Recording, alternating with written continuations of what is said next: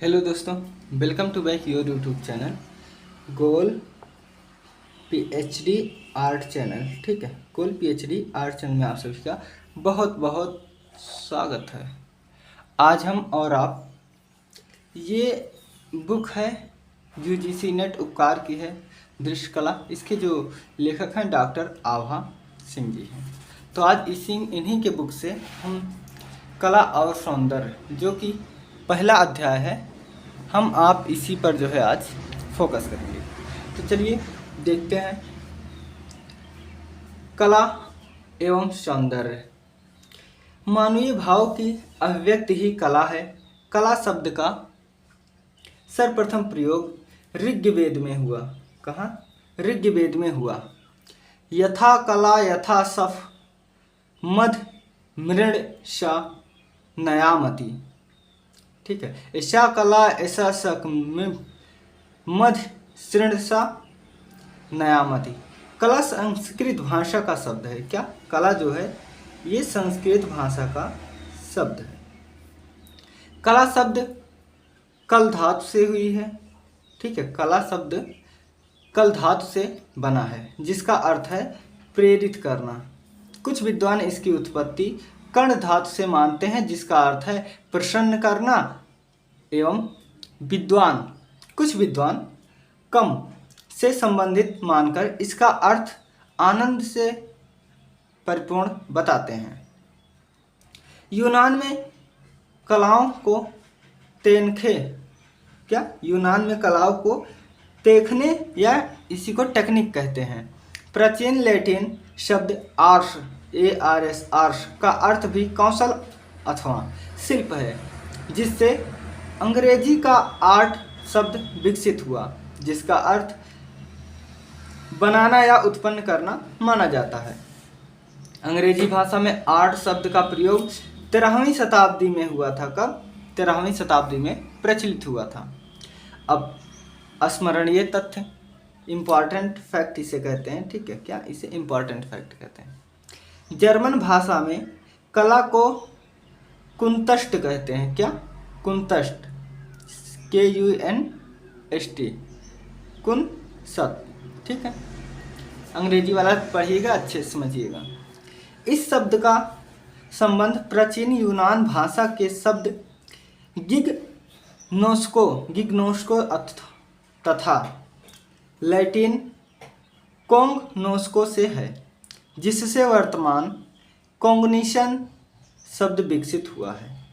इन सभी शब्दों का अर्थ है जानने से होता है। क्या? जानने से संबंधित है। मतलब देखिए, ध्यान दीजिए, कला को जर्मन भाषा में कुंसत कहते हैं, इंग्लिश में कुंटश। ठीक है, प्राचीन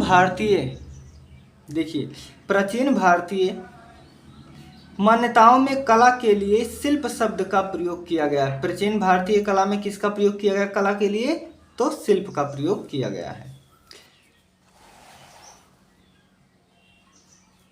देखिए, प्राचीन भारतीय मान्यताओं में कला के लिए शिल्प शब्द का प्रयोग हुआ है। शिल्प और कला दोनों शब्द का अलग अलग प्रयोग सर्वप्रथम भरत मुनि ने अपने नाट्य शास्त्र में किया था। देखिए, भरत मुनि की रचना क्या है? नाट्य शास्त्र। तो आप हमेशा के लिए याद कैसे रखोगे? देखो, जो मुनि होते हैं ना, इनके सिद्धांत एकदम अलग होते हैं। अगर तुम उनके सिद्धांत से थोड़ा भी गए तो बहुत डांटा थे। तो अपने दैनिक जीवन में इसे समझ सकते हैं कि जो मुनि होते पंडित ये सब जो बहुत नाटक कराते हैं। हम ई न खाब, ऊ न खाब, बार्चिक बनावा न खाब, रोज नहाए तबे खाब जोन बा। तो नाना प्रकार की गतिविधियाँ जो अच्छी बात है। तो मुनि क्या करते हैं? नाटक करते हैं। तो ऐसे याद कर लीजिए कि मुनि की रचना क्या है? नाट्यशास्त्र, भरत मुनि की नाट्यशास्त्र। ठीक, प्राचीन ग्रंथों में कलाओं की विधित सूचियां वर्णित हैं। जैसे कामसूत्र में 64 कलाओं की सूचियां दी गई हैं। क्षेमेंद्र के कला विलास में 64 जनोपयोगी, 32 पुरुषार्थ जिसके अंतर्गत धर्म, अर्थ, काम और मोक्ष आता है, संबंधित है। 64 कलाएं सोनारों की, 64 कलाएं वेश्याओं की, 10 चिकित्सकों की, 16 कायस्थों की तथा 100 सार कलाओं का वर्णन किया गया है। सब मिलाओगे ना तो आएगा 300। इन सूची से स्पष्ट है कि किसी कार्य को कुशलता से संपादित करना ही कला है। क्या? किसी भी कार्य हो उसे कुशलता के साथ पूरा करना ही कला होता है। कलाओं का वर्णन या कलाओं का वर्गीकरण अलग अलग युग में अलग अलग विधियों से होता रहा है। सिंपल सी बात है कि जब जितने लोग रहेंगे उस तरह से अपने अपने अनुसार लोग करेंगे। प्राचीन भारत में प्रकृति को देव शिल्प, क्या? प्रकृति को देव शिल्प तथा मानव कृतियों को मानव शिल्प कहा है। मतलब पेड़ पौधे मनुष्य जानवर इन सबको भगवान बनाते हैं, प्रकृति बनाता है, तो ये जो है क्या है? तो ये है देव शिल्प। और घर मकान दरवाजा खिड़की मोटरसाइकिल ये सब मानव बनावत हैं, तो एक कहते हैं मानव शिल्प। मानव शिल्प के पुनः दो भाग हुए, एक चारुशिल्प जिसे ललित कला कहते हैं और दूसरा कारुशिल्प जिसे व्यवसायिक कला या उपयोगी कला कहते हैं। यूरोप में इन्हें फाइन आर्ट और क्राफ्ट कहा गया। उपयोगी कलाओं को यूरोप में उदार कलाएं भी कहते हैं। क्या? यूरोप में इसे उदार कलाएं भी कहते हैं। कुछ आधुनिक विद्वानों ने कलाओं का वर्गीकरण मेजर आर्ट, क्या? मेजर आर्ट या ललित कला के लिए प्रयोग होता है, मेजर आर्ट, और माइनर आर्ट जो उपयोगी कला के लिए प्रयोग होता है। तो ये शब्द अभी के आधुनिक के कलाकार जो है समझने के लिए दिए हैं। क्या? ललित कला के लिए मेजर आर्ट और उपयोगी कला के लिए माइनर आर्ट। अब इम्पॉर्टेंट क्या है? देव शिल्प को ही यूरोप में कॉस्मिक आर्ट कहते हैं। क्या? देव शिल्प को ही यूरोप में कॉस्मिक आर्ट कहते हैं। आगे चलकर मानवीय प्रयास के द्वारा बनी कृतियों को ही कला की श्रेणी में रखा गया है। यही मान्यता आधुनिक यूरोप में भी प्रचलित है। कहाँ? यही जो है आधुनिक युग में प्रचलित है। ठीक है, आगे देखते हैं। चलिए आगे देखते हैं। देखिए ललित कलाओं में कुछ मुख्य, ठीक है, ललित कलाओं में मुख्य रूप से 5 कलाओं की गणना हुई है। क्या? ललित कला में मुख्य रूप से 5 कलाओं की गणना हुई है, जिसमें संगीत कला, काव्य कला, चित्रकला, मूर्ति कला और स्थापत्य कला। इसको हीगल की कलाओं का वर्गीकरण कहते हैं। किसके? हीगल के अनुसार ये 5 कला में बांटा गया है। जो सबसे उच्च है ये है संगीत और सबसे निम्न है वो है स्थापत्य। ठीक है, तो हीगल ने कलाओं का वर्गीकरण इंद्रियों के आधार पर दृश्य और श्रव्य दोनों प्रकार से किया है। इसमें नृत्य, चित्र, मूर्ति, वास्तु को दृश्य कला कहा जाता है और संगीत और काव्य को श्रव्य कला। देखिए गाना, संगीत और काव्य जैसे ये सब हम पढ़ रहे हैं ना, तो ये हमारा जो है सुनने के काम आता है, और ये सब नृत्य ये सब हमें देखने के काम आता है। तो यही जो जैसे नृत्य, चित्र, मूर्ति, वास्तुकला को हम दृश्य यानी देखने के लिए देख कर पहचानेंगे, उसी तरह गाना या जैसे संगीत या काव्य को हम सुनकर महसूस करेंगे। कलाओं के अंतर्गत रखा गया है। हीगल ने अपने वर्गीकरण में काव्य को ही श्रेष्ठ माना है। क्या? काव्य को ही श्रेष्ठ माना है। वास्तुकला को निम्न माना है। हीगल का यह वर्गीकरण हीगेलियन क्लासिफिकेशन ऑफ आर्ट्स के नाम से आता है। इसको आप जरूर याद रखिएगा क्योंकि ये जो है मिलान में आता है। एक तरफ दे देगा हीगल को, दूसरी तरफ ये मिलाना होगा। अब देखिए षडांग।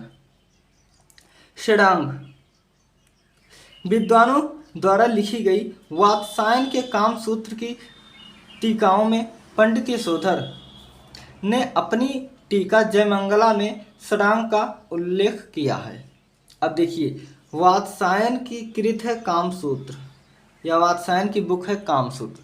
तो देखिए इसको आप कैसे याद रखोगे? यहाँ लिख लो काम वासना, काम वासना। ठीक है, अब काम वासना से क्या हुआ?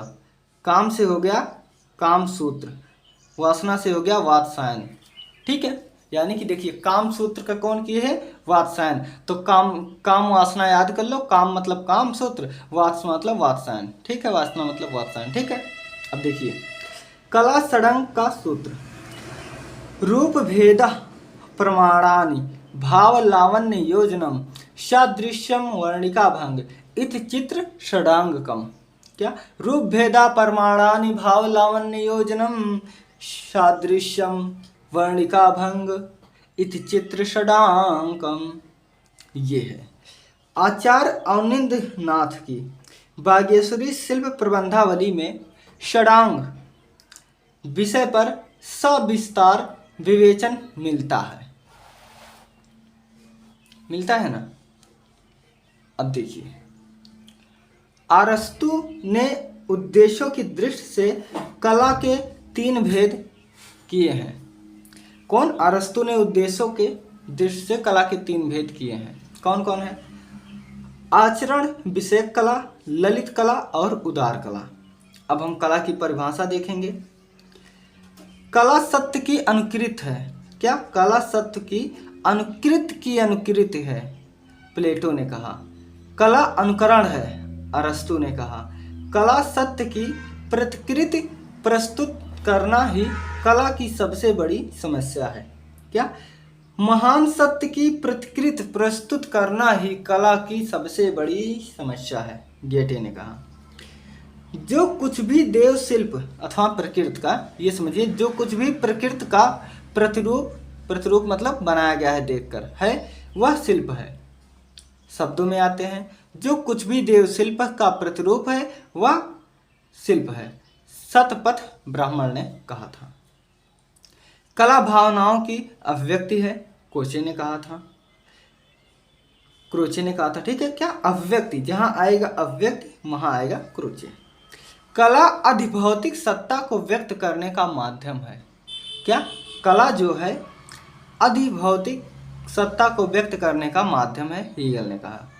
और दमित वासनाओं का उभरा हुआ स्वरूप कला है। क्या? दमित वासनाओं का उभरा हुआ स्वरूप कला है। किसने कहा? फ्रायड ने कहा। फ्रायड मतलब फ्राई। अब आप कोई भी चीज़ जब फ्राई करते हो ना तो फूल जाता है, क्या? उभर जाता है। तो जहाँ देखना कि उसमें उभरा हुआ बताया है, तुरंत फ्रायड को समझ जाना। कला कल्पना की अभिव्यक्ति है, शैले ने कहा। जो सत्य है, जो सुंदर है वह कला है। रविन्द्रनाथ टैगोर ने कहा, जो सत्य है, जो सुंदर है वही कला है।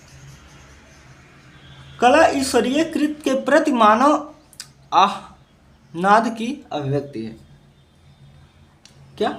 कला ईश्वरीय कृत के प्रति मानव आह्नाद की अभिव्यक्ति है, रस्किन ने कहा।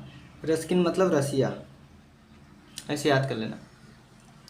स्थिर कलाएं क्या है? Static art.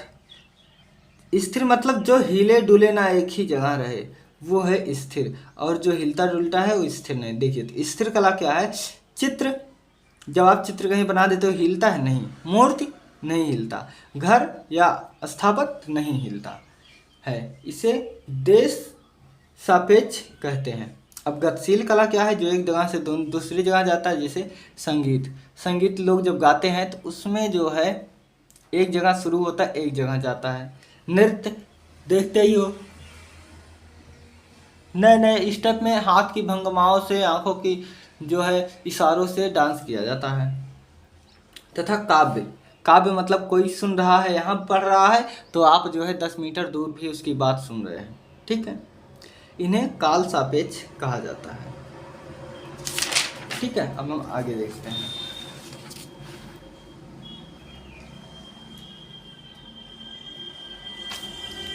चलिए देखिए, मानव ने कला और सौंदर्य शब्दों का प्रयोग व्यापक रूप में किया है। जो वस्तु प्रिय होती है वह सुंदर लगती है। क्या? जो वस्तु प्रिय होती है वह सुंदर लगती है। यहीं से कला का आरंभ होता है। कला में रूप, भोग एवं अभिव्यक्ति 3 तत्व व्यापकता से विद्यमान है। रूप आंतरिक और बाह्य 2 प्रकार का होता है। कला में बाह्य रूप की प्रधानता होती है। Make a point of it, आप इसे गांठ बना लीजिएगा कि कला में बाह्य रूप की प्रधानता होती है। उसका लावण्य आकर्षण होता है जो उसमें सौंदर्य को जन्म देता है। क्या? पहली बात, कला में बाह्य रूप की प्रधानता होती है, उसका लावण्य आकर्षण होता है जो उसमें सौंदर्य को जन्म देता है। सौंदर्य के अर्थ के विषय में विद्वानों के विभिन्न दृष्टिकोण रहे हैं। संस्कृत विद्वानों के अनुसार सुंदरम राति इति सुंदरम तस्य भाव सौंदर्यम। क्या? सुंदरम राति इति सुंदरम तस्य भाव सौंदर्यम, अर्थात जो सुंदर को लाता है या जो सुंदरता को लाता है वह सुंदर है, और जहाँ उसका भाव होगा सौंदर्य कहलाएगा। इम्पॉर्टेंट क्या है? आरंभ में सौंदर्य शास्त्र दर्शन शास्त्र का एक अंग है। ये हम लोगों से पूछा गया था एमए फर्स्ट सेमेस्टर में कि सौंदर्य शास्त्र किस शास्त्र का एक अंग है, तो वो दर्शन शास्त्र का एक अंग है। इसे तत्व दर्शन, आचार शास्त्र और मनोविज्ञान ने प्रभावित किया है। क्या? इसके तत्व दर्शन, आचार शास्त्र तथा मनोविज्ञान ने प्रभावित किया है। सन 1750 ईस्वी में जर्मन विद्वान बाumgarten ने इसे दर्शन शास्त्र की एक शाखा के रूप में स्वीकार किया तथा अपने ग्रंथ एस्थेटिक में इसे सौंदर्य तथा कला का क्रमबद्ध विवेचन करने वाले इस शास्त्र को सौंदर्य शास्त्र नाम से संबोधित किया या सौंदर्य शास्त्र नाम दिया। यहाँ तक ठीक है? आगे देखिए, वाचस्पति, पूरा नाम है वाचस्पति, ठीक है? वाचस्पति कोश में सुंदर शब्द को सु उपवर्ग उंदर, क्या? उंद धातु से अरन प्रत्यय जोड़कर सिद्ध किया गया कि यूरोप में इसे एस्थेटिक्स कहा जाता है, जो यूनान भाषा के स्थिति कोश के आधार पर गढ़ा गया है। इसका अर्थ है इंद्रिय बोध अथवा वास्तु बोध का प्रत्यानुभाव। हिंदी भाषा के इसके लिए नंदन शास्त्र व वीणा, क्या? वीक्षा शास्त्र शब्द भी प्रयुक्त किया गया, यानी कि इसे दर्शन शास्त्र भी कहते हैं और नंदन शास्त्र भी कहते हैं और वीक्षा शास्त्र भी कहा जा सकता है। बाumgarten ने इसे एस्थेटिक्स को वास्तुबोध का विज्ञान कहा है। क्या? वास्तुबोध का विज्ञान कहा है।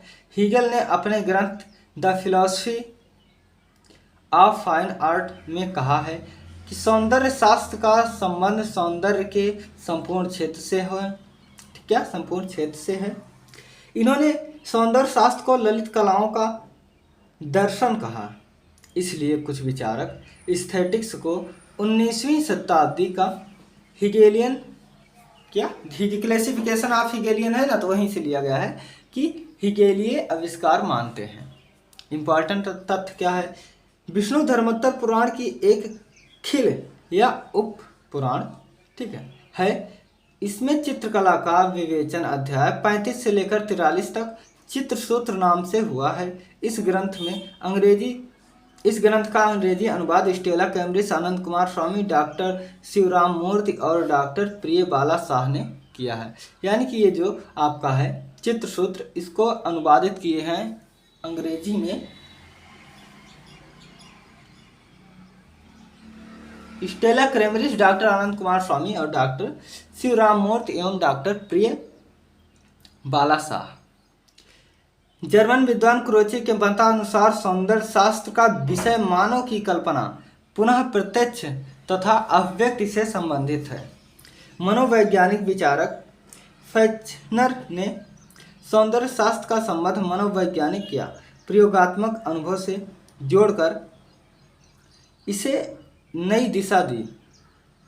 सुजन के लैंगर के अनुसार सौंदर्य शास्त्र ललित कलाओं के दार्शनिक विकल्पों तथा समस्याओं का सैद्धांतिक निरूपण है। लैंगर ने सौंदर्य शास्त्र का संबंध अभिव्यक्ति से नहीं माना। क्या? अभिव्यक्ति से नहीं माना। इन्होंने कला के प्रभाव पक्ष में विवेचन विश्लेषण को ही प्रधान विवेच्य विषय माना है। आज थोड़ा चोट लग गया है, इसलिए जो है मुंह में चोट लग गया, थोड़ा सा कट गया है, इसलिए शब्द अच्छे से नहीं निकल पा रहे हैं। तो उसके लिए आप चीज़ों को समझते रहिएगा, देखते रहिएगा, आपको सब क्लियर होता जाएगा। चित्रलक्षण जो नग्नजीत ने बनाया था, ठीक है, लिखा था।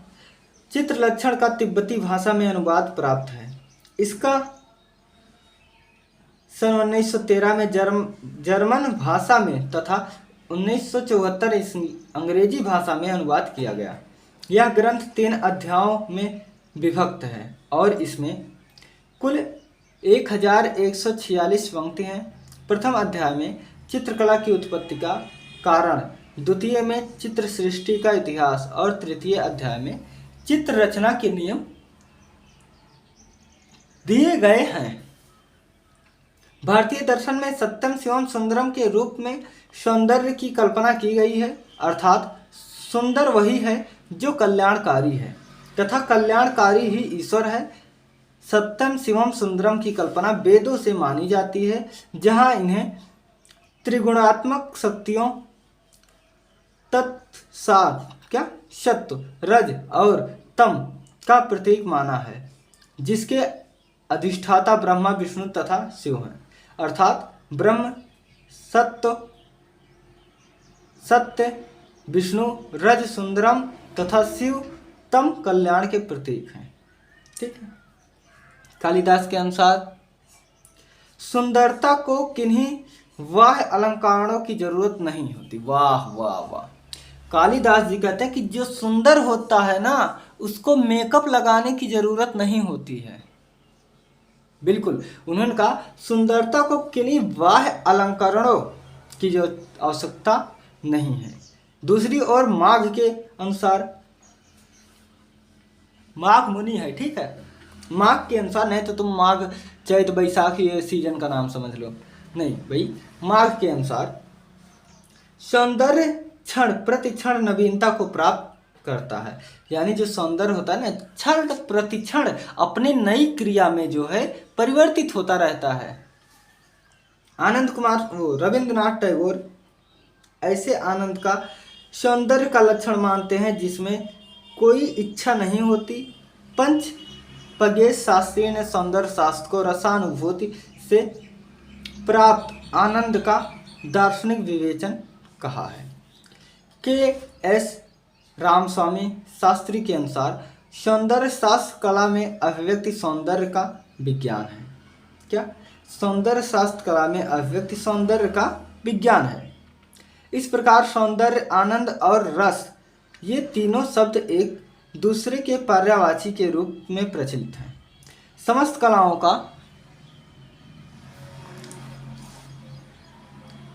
ठीक है, क्या समस्त कलाओं का आधार सौंदर्य ही है। कला और सौंदर्य के सौंदर्य में भारतीय विचारकों ने विभिन्न ग्रंथों में उसके सृजन पक्ष का वर्णन करते हुए कला के सौंदर्य पक्ष पर अप्रत्यक्ष रूप से अपने विचार प्रस्तुत किए हैं। भारत में प्राचीन शिल्प शास्त्रों में सुंदर प्रतिमाओं और कलाकृतियों के सृजन के सिद्धांतों को सुनिश्चित किया गया है। इसमें प्रमुख रूप से चित्रसूत्र, चित्रलक्षण, षडांग, बृहत संहिता, अग्निपुराण, प्रतिमा महालक्षण, क्या प्रतिमा महालक्षण, सम्रांगण सूत्र इत्यादि उल्लेखनीय है। इसमें मूर्तियों, चित्रों तथा वास्तुशिल्प के सिद्धांत का वर्णन मिलता है। आगे देखते हैं। विष्णु धर्मोत्तर पुराण में यथार्थ रूपों के आधार पर अंकित सदृश चित्रों को विद तथा अन्य चित्रों को अविद कहा गया है। सामग्री के आधार पर शास्त्रों में 2 प्रकार के चित्र माने गए हैं। एक रस चित्र अर्थात गीले रंगों से बनने वाले, दूसरा धूल चित्र यानी सूखे रंगों से बनने वाले जो भूमि पर बनाए जाते जैसे रंगोली। ठीक है। स्मरणीय में चित्रलक्षण जो श्री कुमार कृत यानी श्री कुमार ने लिखा था। 16वीं शताब्दी में श्री कुमार नाम के आचार्य ने शिल्प रत्न नामक एक शिल्प शास्त्रीय ग्रंथ की रचना की थी, जिसके प्रथम भाग में 46वें अध्याय का नाम चित्रलक्षण है। इस ग्रंथ को शिल्प शास्त्रों की द्रविड़ परंपरा माना जाता है। क्या? द्रविड़ परंपरा माना जाता है। So thank you so much दोस्तों।